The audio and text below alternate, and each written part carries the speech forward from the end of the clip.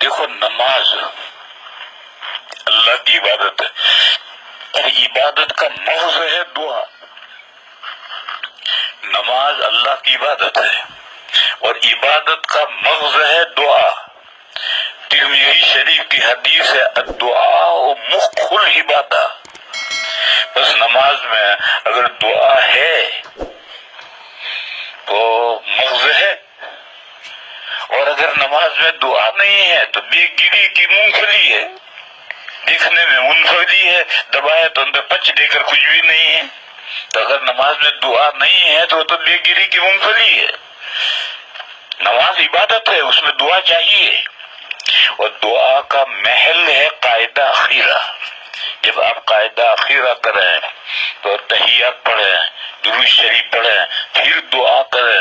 یہ ہم نے ایک دعا اللہم انی ظلمت نفسی یاد کر لی ہے، یہی دعا نہیں۔ آپ دنیا آخرت کی کوئی دعا مانگنی ہو مانگیں، مگر عربی میں ہونی چاہیے۔ عربی کے علاوہ دوسری زبان اگر نماز میں استعمال کرو گے تو نماز فاسد ہو جائے گی۔ اب دعا کرو، اور یہی قاعدہ اخیرہ ہی نہیں، اس کے علاوہ بھی نفلوں میں سجدے میں دعا کرو، نفلوں میں تہجد میں سجدے میں دعا کرو، لمبی دعا کرو۔ وطروں کے اندر تیسری رکعت میں قرات کرنے کے بعد، سورت پڑھنے کے بعد تکبیر تحریمہ کہہ کر کے اس کو تیسری رکعت کو الگ کر دو، اور گویا چوتھی رکعت شروع ہوئی۔ اب اس چوتھی رکعت میں قنوت پڑھو، قنوت کے معنی دعا کہیں، پڑھو جتنی پڑھنے ہو پڑھو۔ ایک مرتبہ میں لندن سے چلا،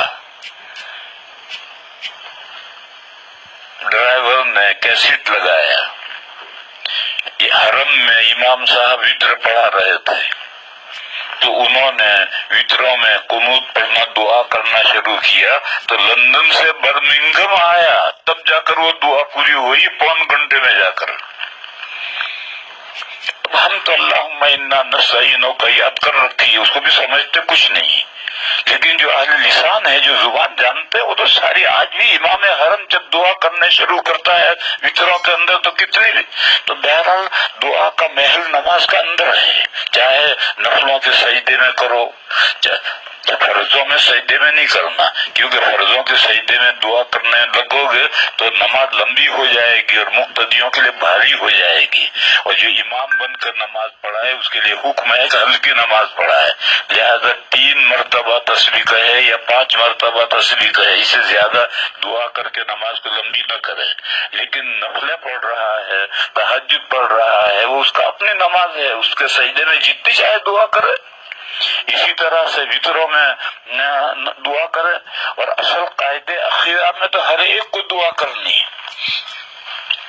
لیکن اب میرے بھائیوں بتاؤ، جب اسلام عرب سے نکل کر کے عجم میں پہنچا اور ساری دنیا میں اسلام پہنچا، آج ساری دنیا میں مسلمان نماز میں دعا کرنے پر کہاں قادر ہے؟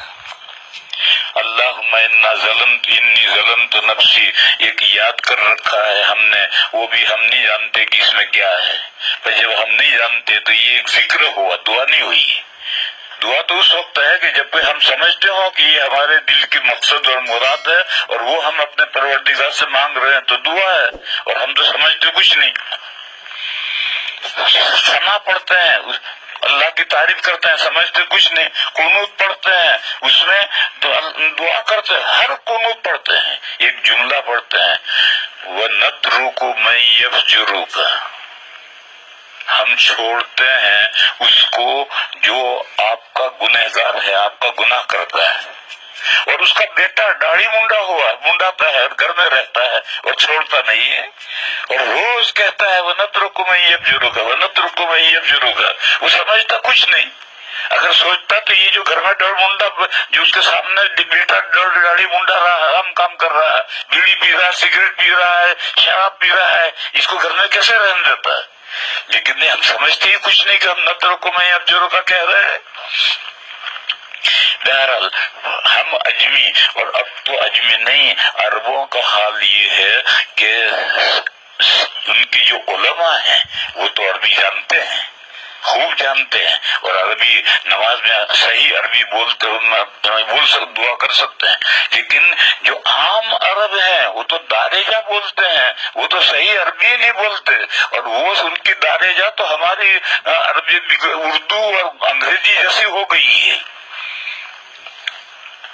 ایک مرتبہ بہت پرانا قصہ ہے، ایک معاملے میں ہمیں پولیس کے یہاں جانا پڑا، تو ہم نے ایک چور پکڑا تھا، اس کو لے کر پولیس کے یہاں جانا پڑا، تو ہم نے اس کو پولیس کے افسر سے کہا، تو وہ نہیں سمجھ پایا، ہماری عربی سمجھا ہی نہیں، اور وہ جو کہہ رہا ہے وہ ہم نہیں سمجھ رہے۔